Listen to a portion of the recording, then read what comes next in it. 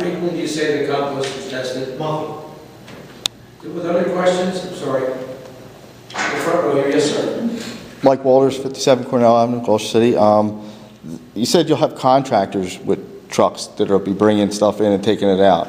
Now, their trucks, will they be exactly like your trucks, or they will be their own design trucks, or? Maybe contractors are the wrong word, other companies in the recycling business. Most of the trucks that are being purchased now for food waste recycling are almost identical to ours.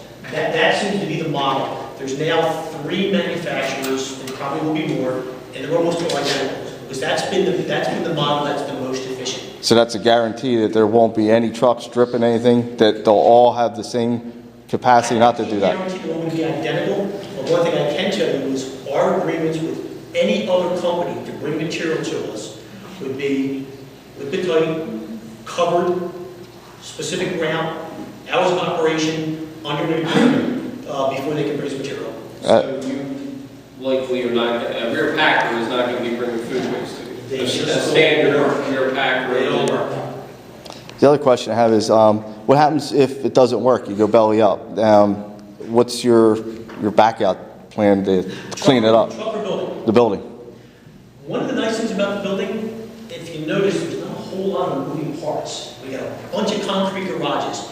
Here's what can go bad. A fan. We got a bunch of them. A fan goes bad, one goes down, not a big deal. I can go run to Granger's. Now I'm talking about your company goes belly up. You lose you go out of business. The whole building? You go out of business, your company goes out.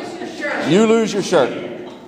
What happens to the plant? I mean, are you going to take it down, clean the site up, An and? unfortunate banker is probably going to lose his job and he owns the bank's going to.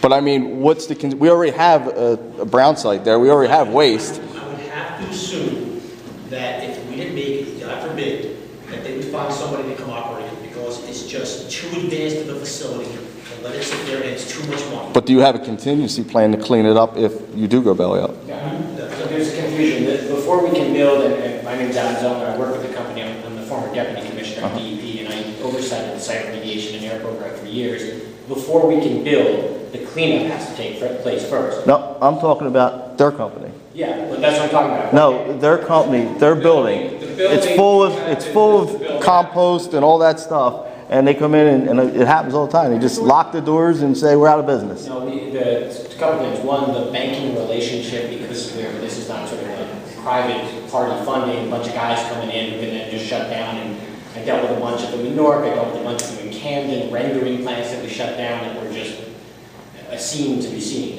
Most of those are private, guys who have funding shut down. The banking system, the finance system, part of the reason this has to work so intricately is because we have to have those contingencies as part of the plan. Plus, as Rocco described, the bank would immediately take ownership and run the facility. They would have to then, at some point, if they were going to shut it down, run it through its cycle. Once it was emptied out, they would have that exercised right, but you'd have a killer building with a clean site now, as opposed to the current site that can't be developed. So basically, we would have spent all our money to clean up the site, build the building, the bank would operate it until it was done, and then once it was clean, the bank would probably resell the building for a decent profit. But there's a guarantee of that, or you don't know. The bank could just come in and say, you know what, we're taking a loss.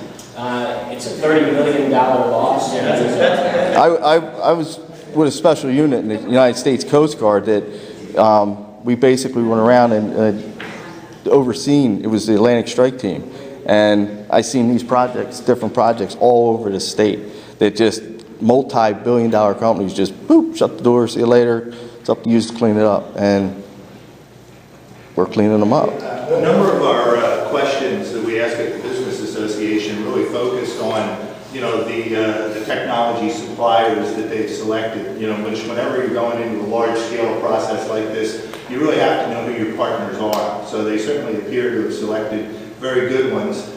Europe, as was mentioned, is actually quite far in advance of us using a modular approach for manufacturing and many projects like this. So I think, their chance of success is certainly very high. In terms of the other questions about profitability, again, being president of the Business Association, we want them to be profitable, so they'll stick around quite a while. Thank you. That answer your question, sir? Not really, but yeah. Any business can shut down. Yeah. But being left, we don't want to be left with another site I either. think, point out that if it did happen, which these guys don't expect it to happen, at least the site's been cleaned up and capped, which it is not now. Now it's an open ground for the site. So, I mean, at least it's, and I would imagine with what they've invested in the building, someone's gonna come in and take the building over and use it for some function, which would have to be suitable with the zoning. Yes, sir. If the increased truck traffic, if it turns out that decreases property values, is organic diversion committed to making some kind of rebate process, to offset the reduction in property values? If it comes about that the increased truck traffic decreases property values? Well, I think, first of all, the number of trucks that we're talking about, and compared to your total truck traffic right now, it'd be hard to say that organic diversion is an extra truck per hour in 15 minutes made my property value drop. You got a 73 shift, right? You got a 73 shift, right? Correct. So all the trucks, you get 25 a day, are gonna have to be fitted in that window, right? Correct. So you're looking at, 3 trucks an hour is 24 hours a day, so. No, that's right, no. 3 times 8 is 24, right? You have 3 trucks an hour for 8 hours a day, that's all. 7 a.m. to 3 p.m., you said, 25 trucks in that, 8-hour period, that's all. Nothing before 7, nothing after 3. Right. You operate on weekends or not? Everything on Saturday. Pardon? Every day on Saturday. Saturday, Saturday, no operation on Sunday? So you gotta still squeeze those 25 trucks in Yes. that 8-hour window.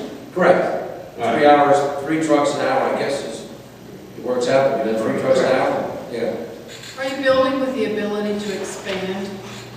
No, getting back to our business model, our goal is to build more smaller plants. Per week. And just For each county?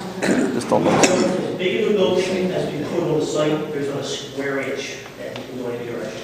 Yeah, but it's 170 Other per week. questions? Yes, sir. How many jobs? Full-time jobs? About 10 plant personnel, 20 transportation plus construction. Or estimated 25 plus on construction.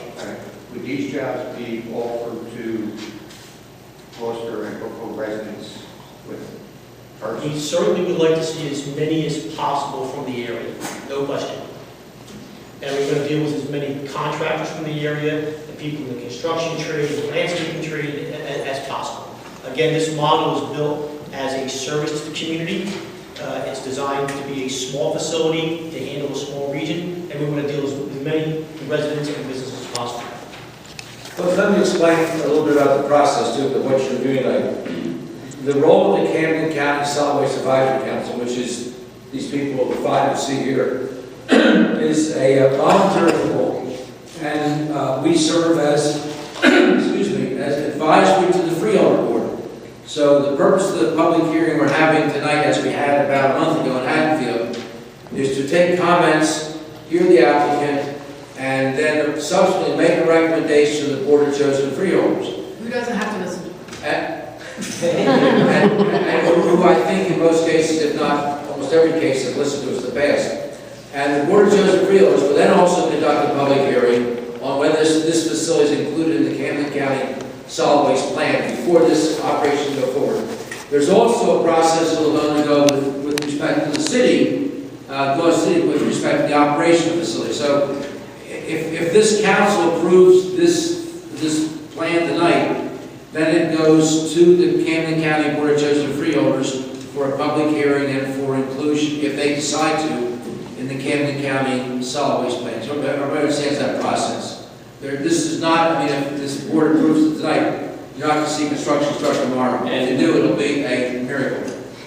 And then beyond that, the more lengthy process is when it goes to the state. That's when the real fun begins for them, because it has to be permitted through the state. So that's going to be a much more lengthy process, and that's where a lot of the evaluation will occur at the state level as well. Let me also comment that, if I can, as Sharon said earlier, this council has debated over the years various ways of handling solid waste, and our job is to make recommendations to the freeholder board. This type of operation certainly is one of the more desirable things we see and have seen in terms of handling the waste, because you're taking organics and converting them into compost, which then puts a backing